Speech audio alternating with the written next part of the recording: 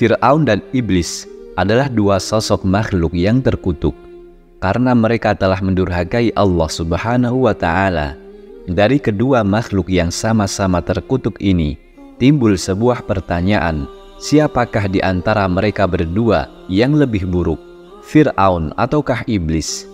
Hal ini menarik untuk dibahas agar kita dapat menjadikan pelajaran hidup dari dua makhluk yang dilaknat itu. Ternyata ada sebuah buku yang menjawab pertanyaan tersebut, dan insya Allah akan kita bahas pada video kali ini.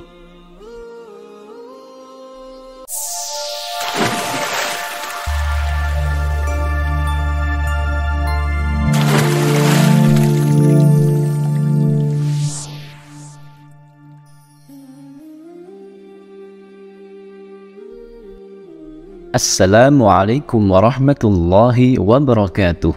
Alhamdulillah wassalatu wassalamu ala rasulillah. Sahabat Kalam Turas, ikhwani fillah yang dirahmati Allah. Untuk itu, pada kesempatan kali ini kita akan membahas tentang dialog antara Iblis dan Fir'aun. Fir'aun dan Iblis merupakan dua sosok makhluk yang berbeda. Fir'aun dari golongan manusia, sedangkan Iblis berasal dari golongan jin. Allah Subhanahu wa Ta'ala berfirman dalam surat Al-Kahfi ayat ke-50 yang artinya, dan ingatlah ketika kami berfirman kepada malaikat, sujudlah kamu kepada Adam, maka mereka pun sujud kecuali Iblis. Dia adalah dari golongan jin, maka dia mendurhakai perintah Tuhannya. Teman-teman yang dirahmati Allah, di dalam kitab An-Nawadir karya Syekh Shihabuddin Ahmad diceritakan di sana dua makhluk yang dilaknat Allah Subhanahu wa Ta'ala ini pernah bertemu di suatu kesempatan.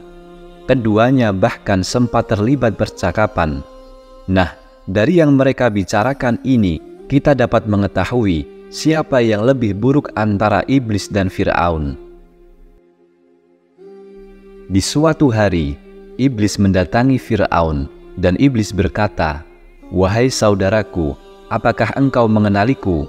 Kemudian Fir'aun menjawab, "Iya, aku mengenalimu." Kemudian Iblis berkata, "Wahai Raja Mesir, engkau telah mengalahkanku dalam satu hal." Fir'aun penasaran, ia pun bertanya, "Memangnya apa itu?" Iblis berkata, "Kelancanganmu mengaku sebagai Tuhan. Sungguh aku lebih tua darimu, juga lebih berpengalaman dan lebih kuat ketimbang dirimu. Tapi aku tidak berani melakukan seperti apa yang engkau lakukan." Nah, dari dialog di antara keduanya ini, Iblis mengakui keunggulan Fir'aun dalam hal keburukan.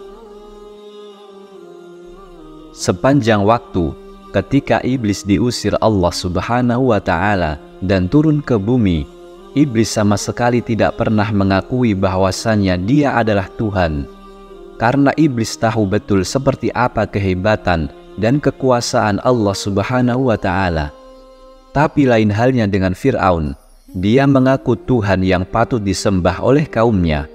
Ini yang sedang dibicarakan adalah Fir'aun yang hidup sezaman dengan Nabi Musa alaihissalam. Di dalam riwayat Fir'aun ini, nama aslinya yaitu Al-Walid bin Mushaf atau yang biasa dikenal dengan Ramses II. Dia adalah sosok di balik cerita kali ini. Setelah Fir'aun mendengar kesaksian dari Iblis, Fir'aun pun berkata, "Iya, engkau benar, tapi ini hanya sementara. Suatu hari aku akan bertaubat dan mengakui keesaan Allah Subhanahu wa Ta'ala." Kemudian Iblis pun berkata, "Janganlah terburu-buru begitu, wahai saudaraku. Penduduk Mesir ini telah menerimamu sebagai Tuhan. Namun jika engkau bertobat, mereka semua akan meninggalkanmu." Sejenak Fir'aun pun berpikir, ternyata ada benarnya juga apa yang diucapkan Iblis ini. Kemudian Fir'aun pun berkata, "Adakah yang lebih buruk di bumi ini jika dibandingkan dengan kita berdua?" Lalu Iblis pun menjawab, "Orang yang lebih buruk dibandingkan kita berdua adalah orang yang tidak mau menerima permintaan maaf dari orang lain. Dia lebih buruk dariku dan juga lebih buruk darimu." Teman-teman yang dirahmati Allah, Islam selalu menganjurkan manusia untuk mewujudkan ukhuwah Islamiyah atau persaudaraan sesama muslim. Allah Subhanahu wa Ta'ala berfirman di dalam surat Al-Hujurat ayat ke-10, yang artinya, orang-orang beriman itu sesungguhnya bersaudara. Sebab itu, damaikanlah, perbaikilah hubungan antara kedua saudaramu itu, dan takutlah terhadap Allah Subhanahu wa Ta'ala, supaya kamu mendapat rahmat. Meminta maaf dan menerima maaf sebenarnya dua hal yang sulit dilakukan bagi umat manusia. Seakan-akan kita harus memindahkan sebuah gunung dari satu tempat ke tempat yang lain. Tak heran maka apabila seseorang yang tidak memiliki sifat pemaaf akan disandingkan baginya dengan Fir'aun dan iblis. Oleh karena itu, orang-orang yang mampu memaafkan kesalahan orang lain akan dihadiahi ampunan Allah Subhanahu wa Ta'ala atas dosa-dosanya di dunia. Rasulullah Shallallahu Alaihi Wasallam bersabda, barang siapa memaafkan saat dia mampu membalas, maka Allah akan memberinya maaf pada hari kesulitan. Hadis riwayat Tabrani. Jika seseorang memiliki kesalahan kepada sesama manusia, dan mungkin saja kesalahan itu adalah kesalahan yang fatal dan sulit untuk dimaafkan, tetapi perlu kita ketahui bahwasanya memaafkan itu menambah kemuliaan seseorang. Apabila seseorang itu memaafkan, maka Allah Subhanahu wa Ta'ala akan menambah kemuliaannya, dan hal ini sesuai dengan sabda Nabi Muhammad sallallahu alaihi wasallam, tidaklah seseorang memaafkan kecuali Allah menambah kemuliaannya. Hadis riwayat Muslim. Rasulullah sallallahu alaihi wasallam juga bersabda, barang siapa yang didatangi saudaranya yang hendak meminta maaf, hendaklah ia memaafkannya. Tidak peduli apakah dia berada di pihak yang benar ataukah di pihak yang salah. Dan apabila tidak memaafkan, niscaya dia tidak akan mendatangi telagaku di akhirat. Hadis riwayat Al-Hakim. Dalam hadis riwayat Imam Al-Hakim lainnya, dikatakan pada suatu hari Rasulullah Shallallahu Alaihi Wasallam sedang berkumpul dengan para sahabat. Di tengah perbincangan itu, tiba-tiba Rasulullah Shallallahu Alaihi Wasallam tertawa ringan sampai terlihat giginya. Sayyidina Umar bin Khattab yang berada di situ pun bertanya, "Ya Rasulullah, apa yang membuat engkau tertawa?" Rasulullah Shallallahu Alaihi Wasallam pun menjawabnya dengan sebuah cerita. Rasulullah Shallallahu Alaihi Wasallam bersabda, "Aku diberitahu malaikat bahwa pada hari kiamat nanti ada dua orang yang duduk bersimpuh sambil menundukkan kepala di hadapan Allah Subhanahu wa Ta'ala. Salah seorang dari mereka mengadu kepada Allah sambil berkata, 'Ya Rabb, ambilkanlah kebaikan dari orang ini untukku, karena dulu dia pernah berbuat zalim kepadaku.' Kemudian Allah Subhanahu wa Ta'ala berfirman, 'Bagaimana mungkin aku mengambil kebaikan saudaramu ini, karena tidak ada kebaikan di dalam dirinya sedikit pun.' Kemudian orang itu berkata, 'Ya Rabb, kalau begitu biarlah dosa-dosaku dipikul olehnya.' Sambil menangis, Rasulullah Shallallahu Alaihi Wasallam bersabda, hari itu adalah hari yang begitu mencekam, di mana setiap manusia ingin agar ada orang lain yang memikul dosa-dosanya.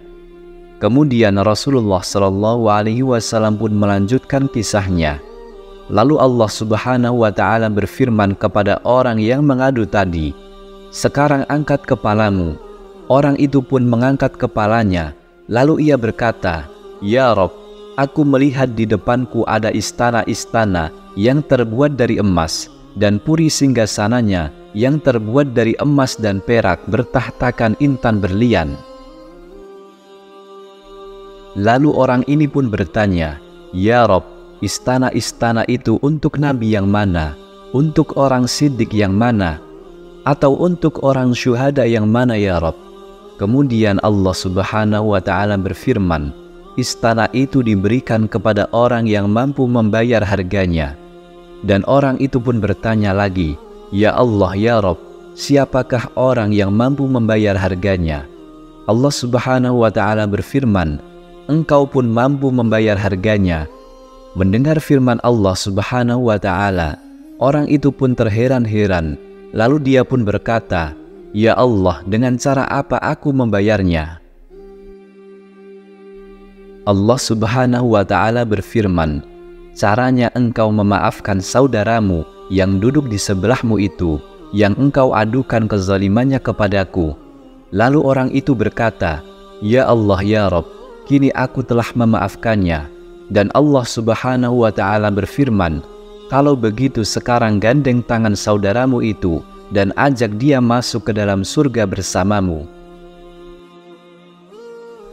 Teman-teman sahabat Kalam Turas yang dirahmati Allah, begitu besar balasan dari Allah Subhanahu wa Ta'ala kepada hamba-hambanya yang pemaaf. Semoga kita semua termasuk salah satu hamba yang diberikan rahmat Allah Subhanahu wa Ta'ala untuk mendapatkan surganya. Amin ya rabbal alamin. Semoga kisah ini dapat bermanfaat. Wallahu a'lam. Wassalamualaikum warahmatullahi wabarakatuh.